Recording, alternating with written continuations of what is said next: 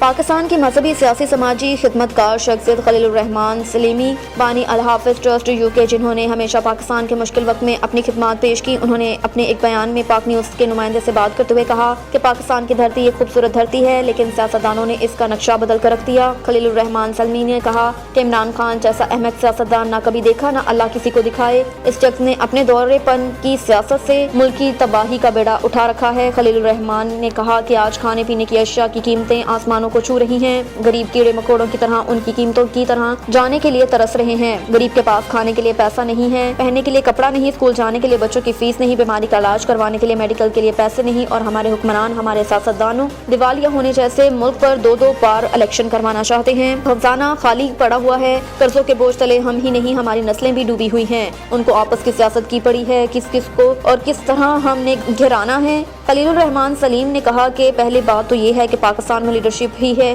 نہیں صرف سیاست، وہ بھی احمق سیاست ہے، کیونکہ لیڈرشپ ہمیشہ قوموں کا سوچا کرتے ہیں اور بے وقوف اپنی نسل کے بارے میں سوچ کر ہی قبر میں دفن ہو جاتے ہیں۔